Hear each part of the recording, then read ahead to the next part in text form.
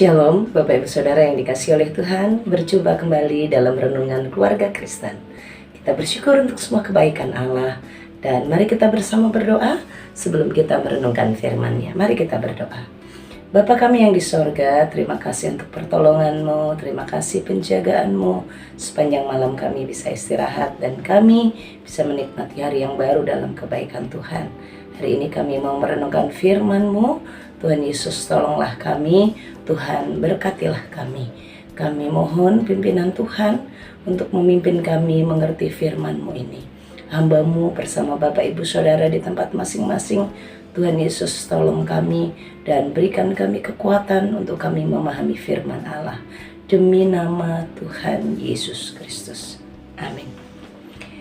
Bapak Ibu Saudara yang dikasihi oleh Tuhan, mari kita bersama-sama hari ini belajar akan firman Allah yang akan menolong kita untuk kita bersama-sama hidup dalam bijaksana. Hidup bijaksana. Bapak Ibu Saudara, yang pertama kita akan belajar hidup bijaksana dengan perkataan. Hidup bijaksana dengan perkataan. Kita dalam kehidupan bersama, dalam kehidupan bersaudara, dalam kehidupan berteman, berkata-kata itu bukanlah hal yang sulit ya.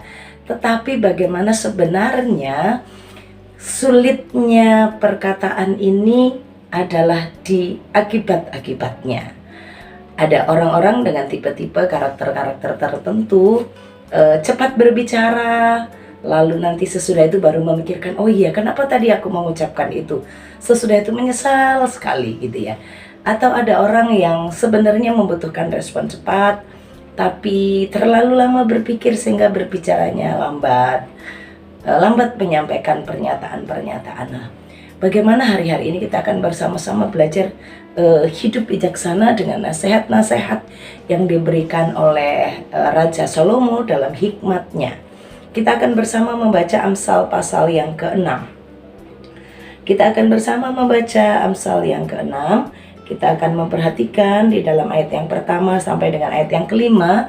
Ini adalah merupakan sebuah bagian bagaimana kita harus bijaksana di dalam berkata-kata dan bagaimana kita harus menyikapi perkataan kita sendiri. Mari kita perhatikan. Hai anakku, jika engkau menjadi penanggung sesamamu dan membuat persetujuan dengan orang lain, jikalau engkau terjerat dalam perkataan mulutmu, tertangkap dalam perkataan mulutmu, ya. Ini diulang beberapa kali. Jikalau engkau menjadi penanggung sesamamu, engkau membuat persetujuan orang lain. Jikalau engkau terjerat dalam perkataan mulutmu. Yang pertama terjerat, yang kedua tertangkap dalam perkataan mulutmu. Ternyata dalam bagian ini mau menjelaskan, jika engkau menjadi penanggung hutang sesamamu, temanmu atau tetanggamu, ya kadang karena perbuatan baik kita, karena kadang kita ini tulus-tulus saja, ada orang yang menjerat kita dengan membuat sebuah pernyataan bahwa kita akan siap menjadi penanggung hutangnya, akan membayarkan hutangnya, ya. Pernyataan untuk siap menjadi penjamin. Nah, ini menjadi penjamin, menjadi penanggung dari hutang teman kita, siap menjamin untuk membayarkan hutangnya.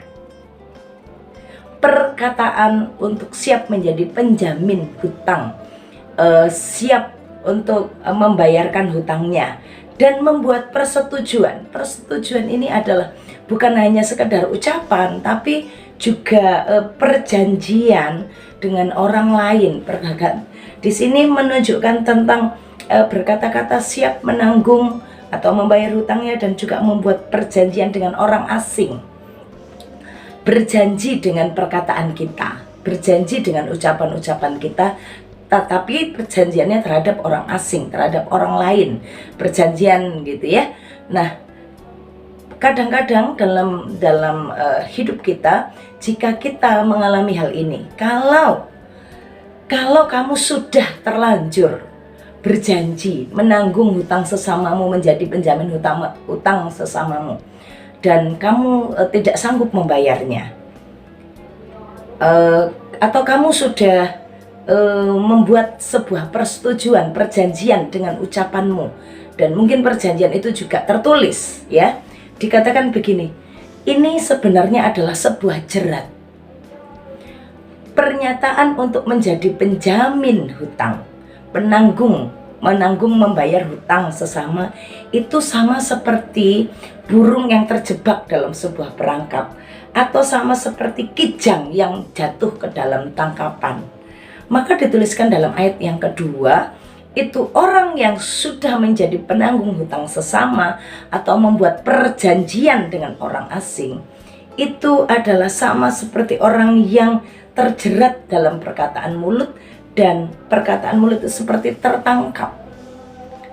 Bapak Ibu Saudara, apa yang harus kita lakukan kalau sudah terlanjur atau terjadi demikian? Ya, perkataan kita ini sangat membahayakan.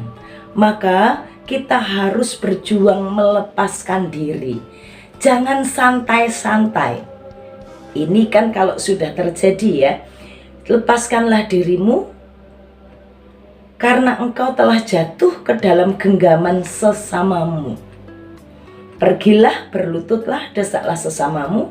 Jangan membiarkan matamu tidur. Jangan kelopak matamu mengantuk. Artinya jangan melewatkan kesempatan sedikit pun. Kamu harus berjuang. Lepaskanlah dirimu dari kijang, seperti kijang pada tangkapan, seperti burung daripada tangan pemikat. Bapak Ibu Saudara yang dikasihi oleh Tuhan, sebagai seorang anak Tuhan, apa yang harus dilakukan supaya kita hidup bijaksana dalam perkataan kita? Yang pertama, kita haruslah hati-hati dalam berbicara. Hal yang paling harus kita hindari dalam hidup kita adalah pernyataan siap menjadi penjamin atau penanggung hutang sesama kita, siapapun dia, bagaimanapun dekatnya, bagaimanapun bestinya. Hal ini diingatkan oleh Raja Salomo. Berbicara tentang uang, berbicara tentang utang piutang, ya. Makanya hal ini karena kita harus hindari, karena ini akan merusak juga persahabatan. Berbicara tentang utang piutang, kalau sudah dekat banget itu ndak enak Kak mau nolak, ndak enak Bu Pendeta mau menolak. Iya, karena sahabat dekat ya aku siap aja, ya aku akan siap bantu kamu. Gitu. Siap menanggung, siap membantu kamu membayar hutang, itu siap. Dan kenapa sedemikian? Raja Salomo mengingatkan orang yang akan menjadi penanggung hutang itu sebenarnya tidak menolong sesamanya. Karena sesamanya itu sudah terikat dengan utang dan akan terus suka berhutang, dan akan menjadi hobinya berhutang itu. Dan itu ternyata saat kita siap menjadi penjamin pembayar utangnya, itu kita sama seperti burung yang terjebak, sama seperti kijang yang tertangkap. Kita memasukkan diri dalam perangkap. Stop. Maka jangan coba-coba menjadi penjamin hutang. Jangan coba-coba berbuat baik dengan cara membantu teman membayarkan hutangnya. Karena ini tidak menyembuhkan dia dari sakit berhutang. Dan ini sesungguhnya juga tidak menolong dia. Dan justru ini akan membuat kita terperangkap. Maka harus berjuang. Kalau sudah terjebak, kalau sudah terjerat, kalau sudah tertangkap dengan perkataan mulut kita sendiri, harus berjuang melepaskan diri. Katakan stop. Saya tidak mampu, saya berhenti. Jangan menahan diri dan tidak enak. Stop, katakan itu. Katakan bukan bagian saya minta maaf, saya selesaikan. Hari ini sudah selesai, aku tidak mau melanjutkan, itu bukan bagian saya. Harus melepaskan diri. Bapak Ibu harus punya perasaan berani berbicara benar. Hati-hati, kadang perbuatan baik kita dimanfaatkan orang lain. Hati-hati, jadi sebelum berbuat baik, sebelum menolong orang, berdoa dulu. Jangan sampai diri kita dijerat seperti kijang, dijerat seperti burung. Hati-hati, bijaksanalah sebelum melakukan sesuatu, sebelum membantu orang lain. Bapak Ibu berdoa dulu, bertanya dengan Tuhan. Dan Alkitab beritahu ya, jika ini berkaitan dengan hutang piutang, jangan ceburkan diri ke situ. Stop. Jika kita anak Tuhan, mari kita melepaskan diri dari keterikatan, dari jebakan, dari perangkap sesama kita yang ingin memasukkan kita di dalam hutang piutangnya. Yang kedua, kita selain harus menjaga perkataan kita, hati-hati jika kita menghadapi pertemanan, persahabatan berkaitan hutang piutang, stop. Karena ini adalah perangkap bagi kita. Dan jika sudah terlanjur, lepaskan dirimu. Berani berkata, minta maaf, saya sudah tidak sanggup melakukannya dan ini bagianmu, lanjutkan, ini kerjaanmu, ini tanggunganmu dan tanggunglah. Selesai bagian saya. Yang berikutnya, apa yang harus kita lakukan dalam bagian ini, Bapak Ibu Saudara, sebagai anak-anak Tuhan, jangan coba-coba dan jangan suka dan jangan menjadikan hobi dengan berhutang. Apa itu? Untuk alasan makanan, untuk alasan kebutuhan apapun. Kita diingatkan bahwa hutang piutang itu adalah perangkap. Seperti perangkap bagi burung atau perangkap bagi kijang. Ini kalau di sekitar wilayah-wilayah yang perburuan ya, itu ada jebakan-jebakan, ada perangkap-perangkap yang menangkap gitu. Dan kalau sudah tertangkap ya habis. Sikap yang kedua untuk kita bijaksana berkaitan dengan perkataan kita. Hati-hati jaga perkataan kita berkaitan dengan utang piutang. Anak-anak Tuhan, jangan terikat dengan hal ini. Apapun keadaanmu, bagaimanapun situasimu, percayalah ada Tuhan Yesus Kristus yang pelihara kita. Percayalah ada Tuhan yang menolong kita. Jangan lari kepada pinjol, jangan lari kepada rentenir yang berkata, aku menolong kamu dalam kesulitan, sekarang ku atasi, aku beri kamu solusi. Ya toh? Hati-hati, bukan solusi, tapi itu adalah sebuah perangkap. Ini bukan cara dari Tuhan karena ini jeratan. Hati-hati, jika kita dalam kesulitan, jika kita dalam kekurangan, Bapak, Ibu, Saudara taruh iman kepada Tuhan. Janda di Sarfat itu loh, makanannya tepung tinggal segenggam, tapi waktu dia berani memberi untuk hamba Tuhan, dia masih dipelihara oleh Tuhan. Perhatikanlah waktu Elia di sungai Kerit tidak ada makanan, tapi Tuhan bisa kirim burung gagak untuk kasih dia makanan. Percaya, berharap kepada Allah. Stop, jangan ikatkan dirimu pada hutang piutang. Jangan terikat dirimu dengan para rentenir. Jangan menyusahkan dirimu, menyusahkan hidupmu. Ini perangkap membahayakan. Bapak Ibu Saudara, mari kita bijaksana. Berkata-katalah kepada Tuhan di dalam kekuranganmu. Berserulah kepada Tuhan di dalam kebutuhanmu. Berserulah, carilah, mintalah solusi kepada Tuhan. Tuhan itu tidak kekurangan cara untuk menolong. Kalau kita sudah sempat salah mengelola keuangan, bertobat. Dan mari mengelola keuangan dengan takut akan Tuhan.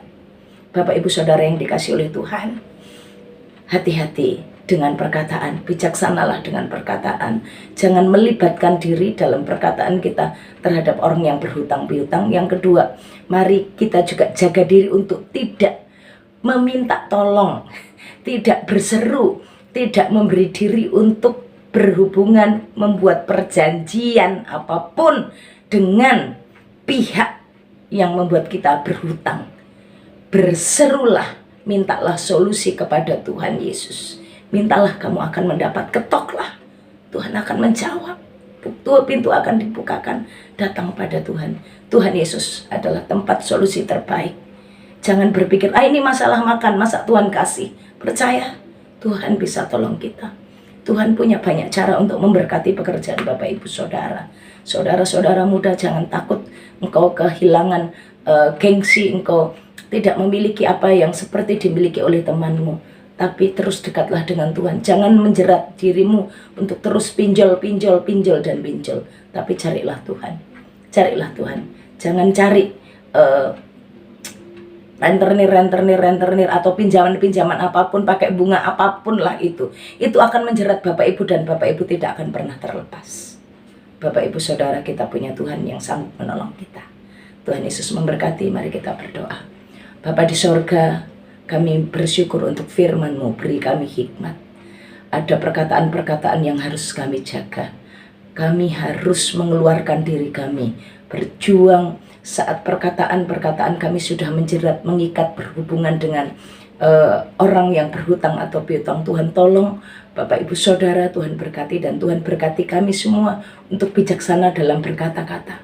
Di dalam kekurangan, di dalam kesulitan, kami bukan berseru mencari solusi kepada orang-orang yang punya uang, tapi kami berseru mencari solusi kepada Tuhan yang mempunyai bumi, yang bisa menolong kami semuanya. Berkati supaya hidup kami bijaksana. Kami percaya bahwa Allah memelihara kami, Allah menolong kami dalam segala keadaan. Berkatilah kami ya Allah, berkatilah kami di dalam nama Tuhan Yesus Kristus kami mohon. Bapak Ibu Saudara, arahkan hatimu kepada Tuhan dan terimalah berkat-Nya.